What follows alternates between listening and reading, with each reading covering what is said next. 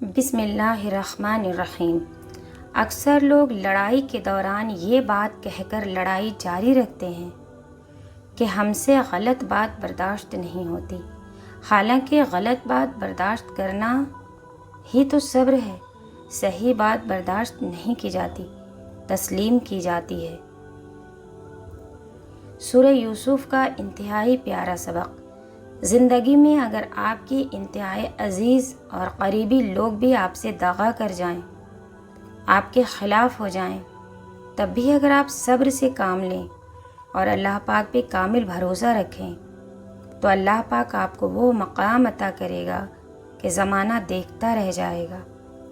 بھائی ایک ایسا مضبوط سہارا ہے جو ضرورت کے وقت ہمیشہ آپ کے پاس ہوتا ہے، آپ کو کبھی گرنے نہیں دیتا۔ بھائی پریشانی کے وقت میں ہمت اور مصیبت کے وقت میں ساتھ دینے والے ہوتے ہیں۔ بہترین بھائی وہ ہے جو بھائی کو ایمانداری سے سچ بولنے اور اچھے کام کرنے کا مشورہ دے۔ دنیا کے سب سے تیز اور اندر تک چیر پھاڑ دینے والے ہتھیار لفظ اور زبان ہیں۔ عمریں گزر جاتی ہیں لیکن لفظوں کے گھاؤ نہیں بھرتے۔ جو اپنی گفتگو میں سچ بولتا ہے اس کی خوش اخلاقی میں اضافہ ہوتا ہے۔ زبان کا زخم تلوار کے زخم سے زیادہ سخت ہے۔ پرسکون زندگی گزارنے کے لیے یہ تسلیم کرنا ضروری ہے کہ ہر کسی کے پاس سب کچھ نہیں ہوتا۔ زندگی کے کسی لمحے میں اگر آپ کو لگے کہ آپ تنہا ہو، آپ اپنا درد کسی سے نہیں کہہ سکتے، تو سنو، آسمان کی طرف دیکھ لینا، اور اللہ کبھی اپنے بندوں کو تنہا نہیں چھوڑتا۔ سب سے ذلیل ترین انسان وہ ہے جسے حق اور سچ کا پتہ ہو اور وہ پھر بھی جھوٹ کے ساتھ کھڑا ہو۔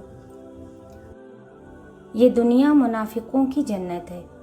یہاں وہی کامیاب ہے جس کے دو چہرے ہوں، لیکن یہ لوگ ہمیشہ بے چین رہتے ہیں۔